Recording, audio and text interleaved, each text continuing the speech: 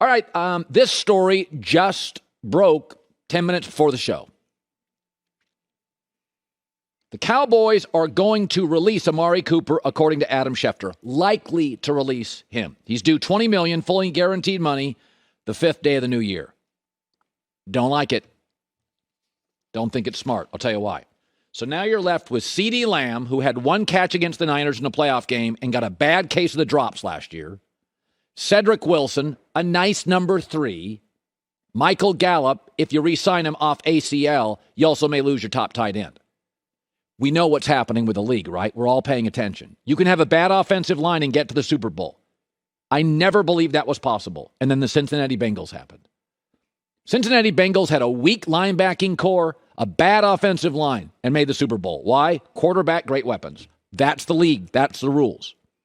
What's interesting is there's a story this morning. The Rams are going to strike a deal and bring OBJ back. Now, think about that.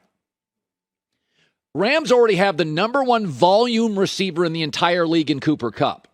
And when I say volume receiver, I'm not talking 80, 90 catches. Double it. They've got Van Jefferson, excellent 3.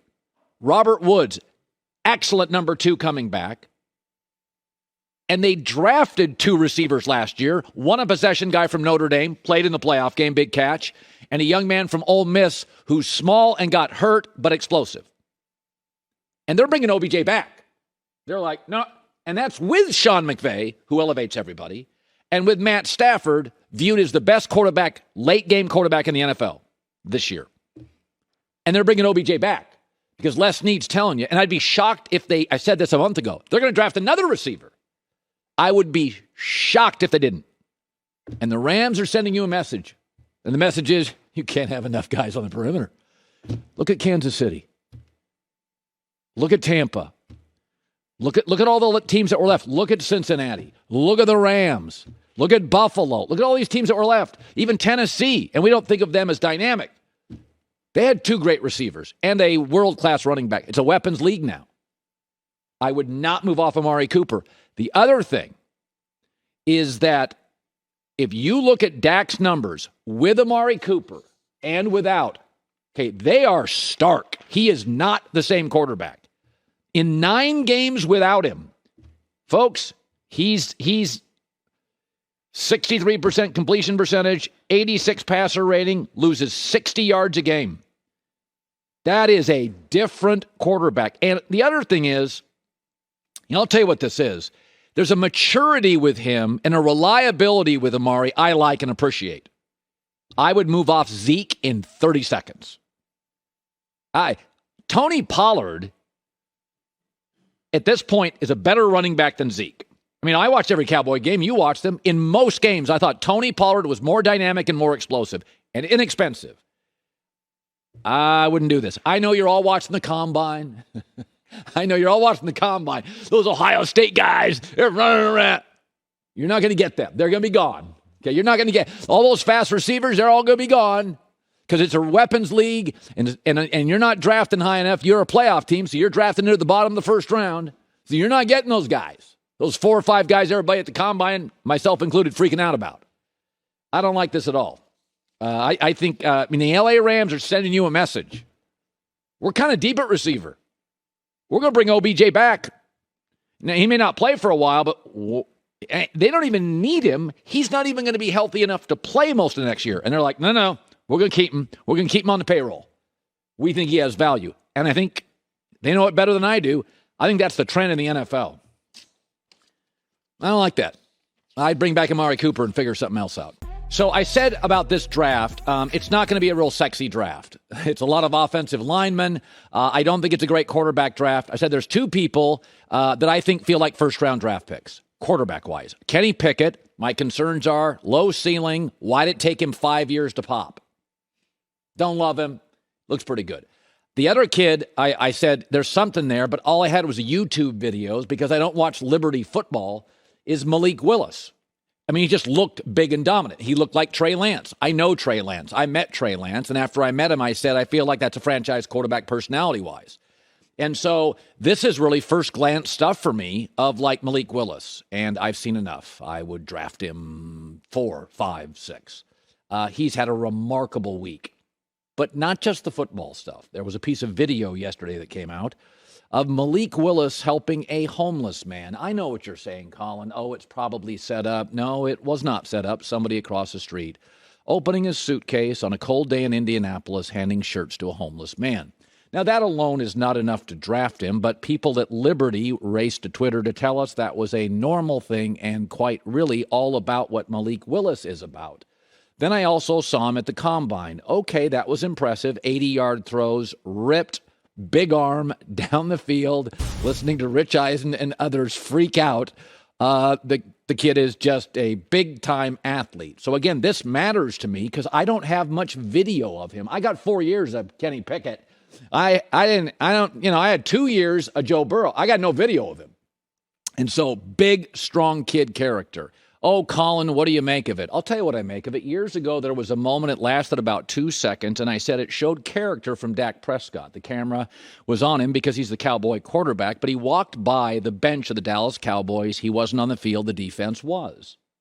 Dak Prescott walked by a paper cup on the field, and it bothered him. So conscientious, it bothered him. He circled back, grabbed the paper cup, put it in the garbage, walked on, and I said, okay, that is something. It's the same thing managers are taught to do. This is an old trick by managers purposely putting garbage on the hallway and seeing if employees stop to pick it up. Doesn't mean you're a better human, but it means you're conscientious. And when I saw that with Dak, I said, I don't love his arm. I don't think he's an arm talent of note, but that matters. And Jerry Jones saw that, and Jerry Jones signed Dak, and Jerry Jones has seen Troy Aikman and Roger Staubach. And Jerry Jones played college football and knows football well enough to know what a great quarterback talent is. But you know why he signed Dak? He trusts him. He likes him. His character matters. You know what's funny about football? You can have character issues at virtually every position, and you'll tolerate it. Quarterback's the opposite. You can have talent limitations, and people will tolerate it. If you have great character, it matters. I looked at the draft order this morning.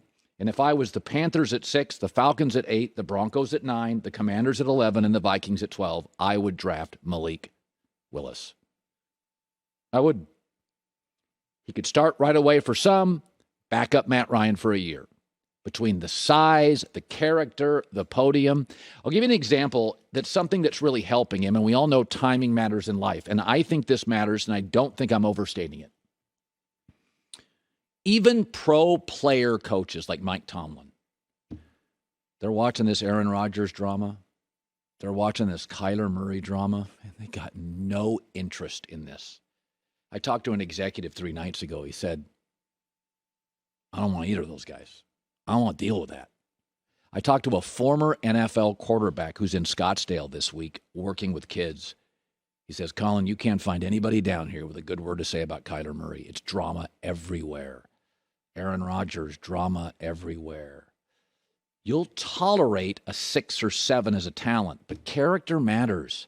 You got to work with people. Mike Tomlin is as pro player, almost to a fault in my opinion, as pro player as any coach in the NFL. I mean, Tomlin looks and talks like a player. He and Mike Vrabel. Remember last year when a wide receiver suggested the Steelers would be better if they had more music at practice. And Mike Tomlin immediately put an end to that suggestion. It matters. A homeless guy, podium, hardworking, character. I contend right now it's why Dak got the contract. Nobody looks at him and goes, Dan Mullen came on the show. He recruited Dak. And so we just liked him so much. Just people liked him and performed around him. So the Malik Willis has hit an absolute home run at the Combine. Absolute home run. To me, the size, the dynamic, the video, the podium, what Liberty is saying, all right, that's my guy. There's 2, that's my guy. Hi, everybody. Thanks for watching. Subscribe here to get the latest from the show.